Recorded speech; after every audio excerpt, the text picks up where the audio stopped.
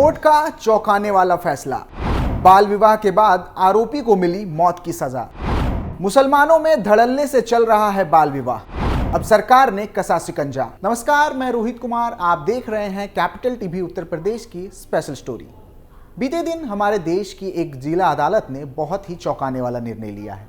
बाल विवाह में दोषी पाए गए व्यक्ति को मौत की सजा सुनाई गई है। साथ ही एक दूसरे व्यक्ति को 20 साल का कारावास दिया गया है। क्या है पूरा मामला, जानेंगे आज की स्पेशल स्टोरी में।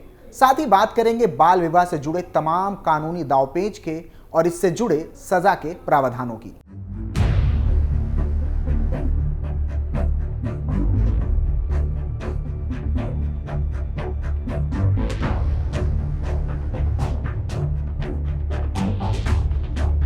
पूरा मामला असम के मोरी गांव का है, जहां की जिला अदालत ने बाल विवाह मामले में एक व्यक्ति को आजीवन कारावास की सजा सुनाई है, तो वहीं एक दूसरे आरोपित को 20 साल के लिए जेल की सजा सुनाई है।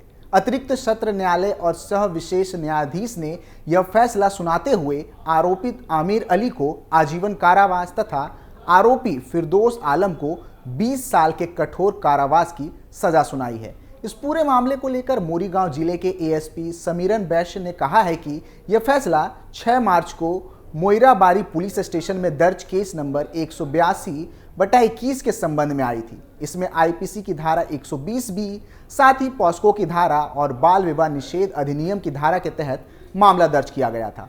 वैश्य ने आगे बताया कि मुकदमे में निगरानी के दौरान यह पता चला था कि मिराजुल इस्लाम नाम के एक व्यक्ति ने पीड़ित और अन्य गवाहों को आरोपित के पक्ष में सबूत देने के लिए धमकी दी थी। इसके साथ ही उसे रिश्वत की भी पेशकश की गई थी, जिसके बाद पुलिस ने कार्रवाई करते हुए आरोपी को अदालत परिसर से गिरफ्तार करके न्यायिक हिरासत में भेज दिया था। साथ ही उसके खिलाफ मुकदमा भी दर्ज किया गया। बता दें कि बाल विवाह के मामले भारत के कई राज्यों से सामने आ रहे हैं और असम उन राज्यों में से एक है जिसको लेकर असम की सरकार विश्व चिंतित है और लगातार बाल विवाह रोकथाम के लिए काम कर रहे हैं।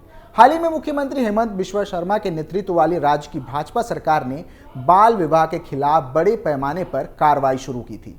इस मामले में पुलिस ने राज्य भर में 4000 से अधिक लोगों को गिरफ्तार किया था। इसके साथ ही असम सरकार ने असम मुस्लिम विवाह और तलाक पंजीकरण अधिनियम 1935 को भी निरस्त कर दिया था। सीएम शर्मा ने प्रतिज्ञा ली थी कि जब तक वे जीवित हैं असम में बाल विवाह नहीं होने देंगे। विधानसभा के एक जोशीले भाषण में सीएम शर्मा ने अपने राजनीतिक विरोधियों से कहा था कि मैं आपको राजनीतिक रूप से चुनौती देता हूं, मेरी बात ध्यान से सुनो। जब तक मैं जीवित हूं मैं असम में बाल विवाह नहीं होने दूंगा।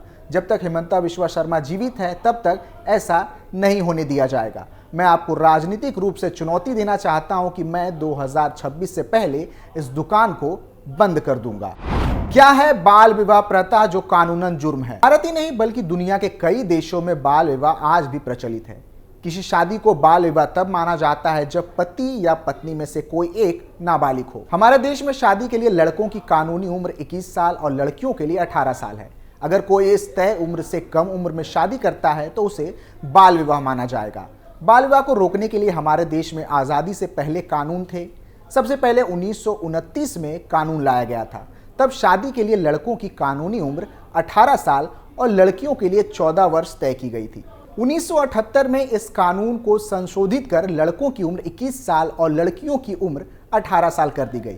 2006 में इसमें फिर संशोधन हुआ और इसे गैर जमानती अपराध बनाया गया। इस कानून को फिर से संशोधन करने की तैयारी चल रही है, जिसमें शादी के लिए लड़कियों की उम्र को 21 साल तक का प्रावधान करने का प्लान बनाया जा रहा है। क्या है बाल विवाह कानून? 2006 में बाल विवाह प्रतिषेध कानून बना था। ये बाल विवाह को अपराध बनाता है। इस कानून में प्रावधान है कि कोई भी व्यक्ति या संगठन बाल विवाह होने की जानकारी होने पर कोर्ट से उसे रुकवाने का आदेश ला सकता है। अगर फिर भी बाल विवाह होता है तो दोषी पाए जाने पर 2 साल की कैद और 1 लाख रुपए के जुर्माने की सजा हो सकती है। ऐसे मामलों में अगर शादी हो भी जाती है तो उसे अदालत शून्य घोषित कर देती है। इस कानून की धारा 3 के तहत ज्यादातर मामलों में बाल विवाह शून्य माने जाते हैं, लेकिन कुछ मसलों में ये लड़के या लड़की पर निर्भर करता है। यानी कि दोनों में से कोई एक भी कोर्ट जाकर ऐसी शादी को शून्य घोषित करने की अर्जी दे सकता है। इतना ही नहीं, अगर लड़का और लड़की दोनों चाहे तो बालिग होने पर बाल विवाह को जारी रखकर वैधता हासिल कर सकते हैं। लेकिन बाल विवाह को शून्य घोषित करवाने की अर्जी बालिग होने के 2 साल के भीतर या उससे पहले ही दाखिल की जा सकती है। हालांकि कुछ मसलों में ये कानून लागू नहीं होता। मसलन मुसलमानों का अपना पर्सनल लॉ है और इसमें अगर लड़की 15 साल की उम्र में पहुंच गई है तो उसकी शादी की जा सकती है। ऐसे मसले में फिर बाल विवाह प्रतिषेध कानून लागू नहीं होता। लेकिन चूंकि असम सरकार ने बाल विवाह को लेकर प्रस्ताव पास कर दिया है जो अब एक अपराध बन चुका है। कौन कौन आता है इसके दायरे में? बाल विवाह कानून सिर्फ पुरुषों पर लागू नहीं होता, यानी अगर बाल विवाह होता है तो ऐसी स्थिति में पुरुष के खिलाफ ही कार्रवाई होगी, लड़की के खिलाफ नहीं। इस कानून की धारा 9 कहती है कि अगर कोई बालिग पुरुष जिसकी उम्र 18 साल से ज़्यादा है और वो बाल विवाह करता है तो दोषी पाए जाने पर उसे 2 साल तक की जेल या 1 लाख रुपए की जुर्माना हो सकती है। इसके अलावा अगर कोई व्यक्ति बाल विवाह करवाता है तो दोषी पाए जाने पर उसे 2 साल तक की जेल और 1 लाख रुपए की जुर्माने की सजा हो सकती है। इसमें माता पिता, नाते रिश्तेदार भी शामिल हैं। इतना ही नहीं, अगर बाल विवाह को अदालत शून्य घोषित कर देती है तो फिर ये पुरुष की जिम्मेदारी है कि वो लड़की का भरण पोषण करे। अगर लड़का नाबालिग है तो उसके माता पिता या गार्जियन लड़की को गुजारा भत्ता देंगे। ये गुजारा भत्ता अदालत तय करेगी। इसके अलावा अगर बाल विवाह से किसी बच्चे का जन्म होता है तो उसका भरण पोषण भी पुरुष की ओर से किया जाएगा। पुरुष के नाबालिग होने की स्थिति में उसके माता पिता या गार्जियन भरण पोषण देंगे। इससे पहले भी सीएम बिश्वा ने 23 फरवरी को ऐलान किया था कि असम में अब दशकों पुराना असम मुस्लिम विवाह और तलाक पंजीकरण अधिनियम निरस्त कर दिया गया है। उन्होंने एक्स पर लिखा था कि 23 फरवरी 2024 को असम कैबिनेट ने दशकों पुराने असम मुस्लिम विवाह और तलाक पंजीकरण अधिनियम को निरस्त करने का महत्वपूर्ण निर्णय लिया है। भले ही दूल्हा और दुल्हन की उम्र 18 और 21 ना हुई हो, जैसा कि कानूनन होना चाहिए, कि विवाह का पंजीकरण भी इसके अंतर्गत हो रहा था। यह निर्णय असम में बाल विवाह पर रोक लगाने की दिशा में एक महत्वपूर्ण कदम माना जा रहा है।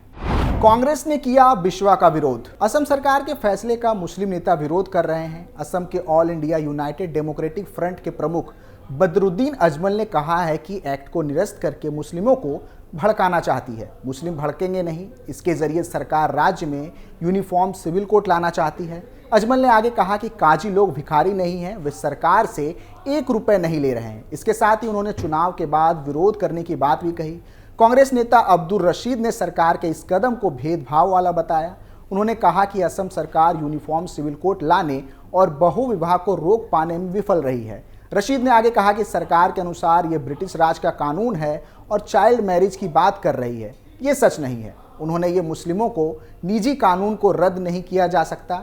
बता दें कि यह अधिनियम वर्ष 1935 में अंग्रेजों द्वारा लाया गया था। यह असम के मुस्लिमों के लिए विवाह पंजीकरण और तलाक के नियम बनाता था। इसके अंतर्गत कोई भी मुस्लिम व्यक्ति जिसे सरकार अधिकृत कर दे मुस्लिम विवाह को पंजीकृत कर सकता था।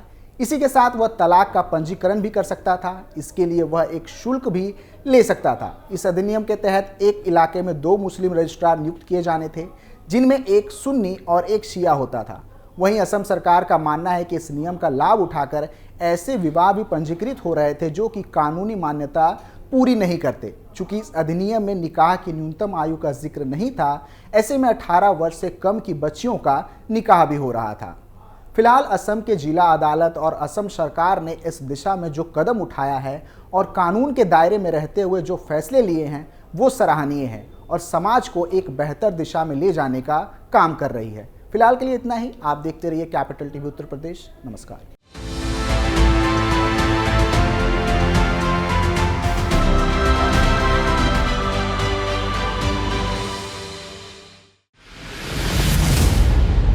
मैं राजनीति करता नहीं, पर राजनीति को बहुत गहरे तक समझता हूं। मैं लोगों के बीच रहता हूं, लोगों के मन को अच्छे से जानता हूं।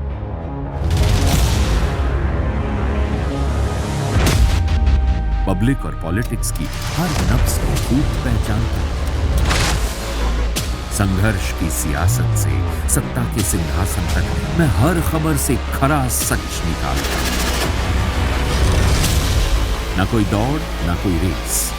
Capital TV, Uttar Pradesh.